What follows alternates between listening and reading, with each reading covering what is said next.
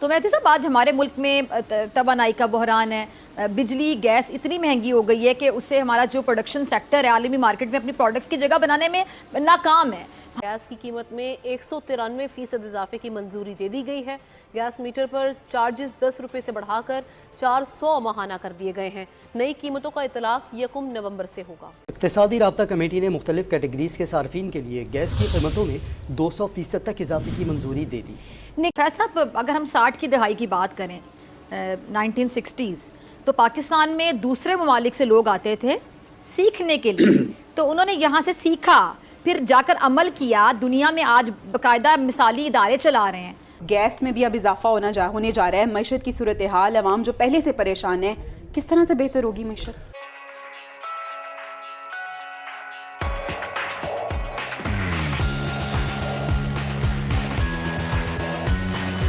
حالانکہ پاکستان میں ایسی بہت سی انڈسٹریز ہیں، صنعتیں ہیں جو جس کی واقعی نظیر دنیا میں نہیں ملتی ہے، مگر اب وہ پروڈکٹس اتنی مہنگی پڑتی ہیں کہ میں بڑے افسوس کے ساتھ کہوں گی کہ دنیا متبادل کی طرف جا رہی ہے۔ کہاں غلطی ہو رہی ہے ہم سے؟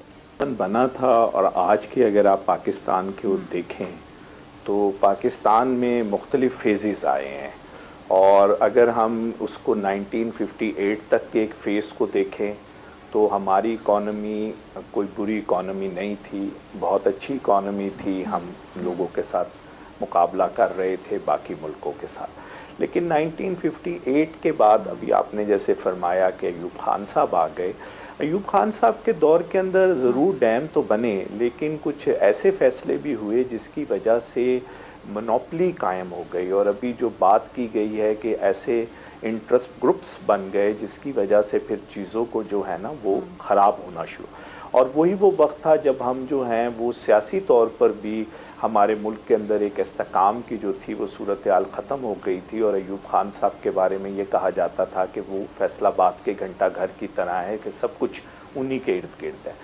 یہ وہ ساری سچویشن پیدا ہوئی جس سے ہم سیٹو اور سینٹو کے اندر چلے گئے، جس سے پھر ہم ایک انٹرنیشنل وار کا بھی حصہ بنتے چلے گئے۔ فائنلی ہم 1965 کی وار میں چلے گئے، اور 1965 کی وار کے بعد جو ایک چیز بہتر بھی تھی وہ اس وار کو جو ہے وہ برداشت نہیں کر سکی، اور پھر ہمارا ایک سفر شروع ہوا، اور ساتھ ہی عدم استحکام کا سفر بھی شروع ہوا، اور وہ عدم استحکام اتنا زیادہ آگے چلا گیا کہ فائنلی ہم 2 ملکوں میں تقسیم ہو گئے، اور ہماری اکانومی جو تھی وہ 2 حصوں میں چلی گئی۔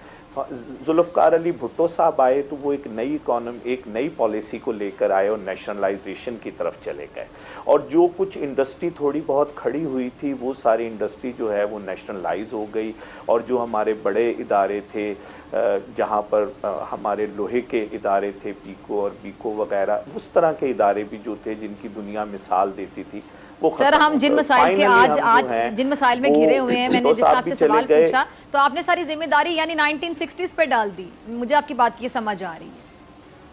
نہیں، میں نے ڈاکٹر صاحبہ بنیادی طور پہ ذمہ داری تو اس میں کوئی شک نہیں ہے کہ سب سے پہلے جو ماشاء اللہ لگا تھا تو ذمہ داری تو وہیں سے شروع ہوگی، لیکن پھر اس کے بعد یہ ہوا کہ پھر کسی کو چین سے بیٹھنے بھی نہیں نہ دیا گیا۔ 1977 میں جنرل ضیاء الحق صاحب آ گئے، اور وہ 1988 تک یہاں پر رہے، اور ہم ایک افغانستان کی وار میں چلے گئے، اور ایک نئی قسم کی اکانومی پاکستان میں ڈیولپ ہوئی۔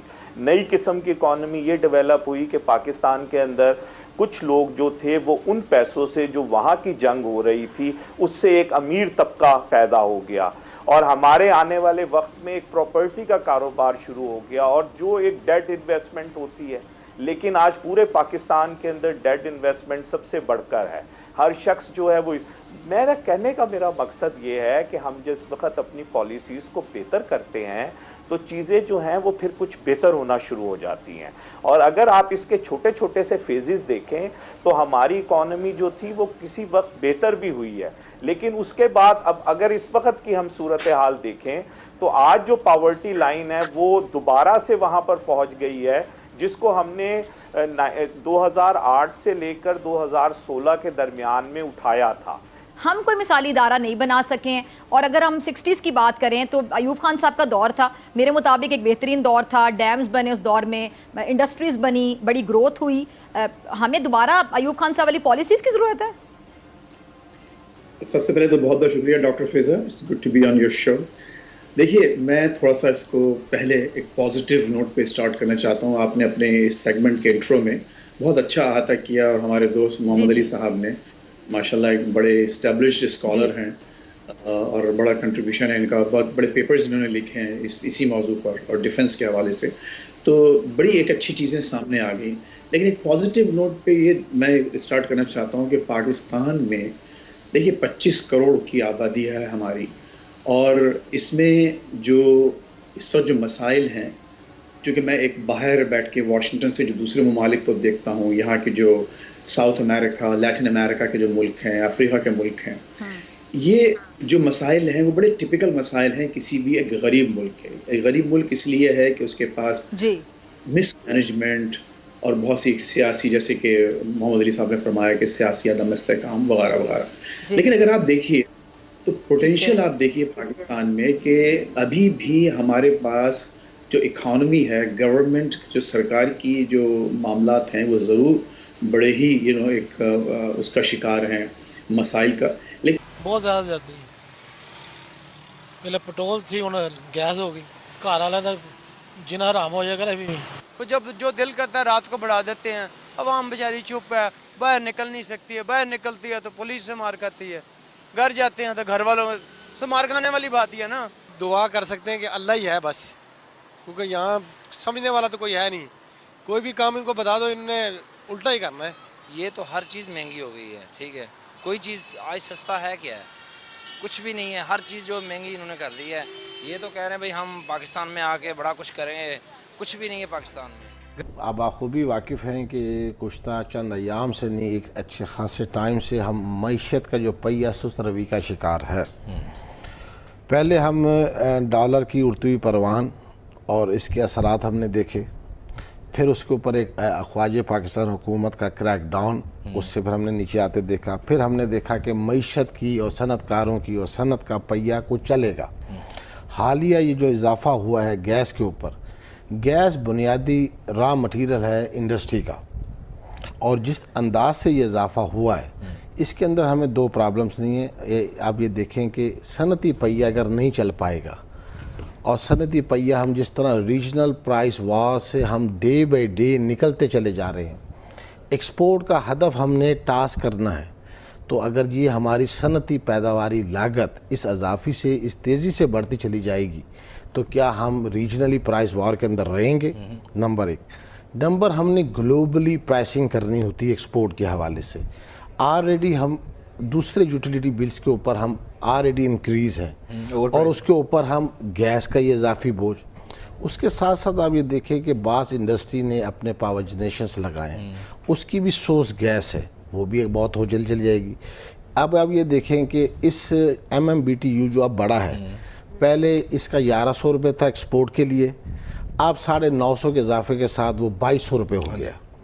اسی طرح آپ دیکھیں کہ آپ ایکسپورٹ کی بات کرتے ہیں، آپ صنعتوں کی بڑھوتری کی بات کرتے ہیں، آپ امپلائمنٹس کی بات کرتے ہیں، آپ ٹیکس بوسٹرز کی بات کرتے ہیں، اور ایک طرف یہ اس میں ایک بڑا مسئلہ آئے گا بٹ صاحب، وہ یہ کہ جو آپ نے ہاؤسنگ کے لیے سیمنٹ کے لیے کر دیا، جب سیمنٹ کی قیمت بھی بڑھ جائے گی، پھر وہ جو آپ کا ایک لوکل ایک جاب کریشن ہوتی ہے، امپلائمنٹ کا پورا سرکل چلتا ہے جس پہ پچھلی حکومت بڑا کریڈٹ بھی لیتی تھی، آپ نے اس کا بھی بٹا بٹھا دیا. دیکھیں جی، جو سیمنٹ سیکٹر ہے اس کے اوپر انہوں نے کیا کیا، جو پہلے فگر تھا ان کا یہ اب جو کرنٹ ریٹ ہے وہ 4400 روپے MMBTU کر دیا. پہلے ان کا ریٹ تھا وہ 2900 روپے تھا، تو 1500 روپے اس میں بھی MMBTU بڑھ گیا.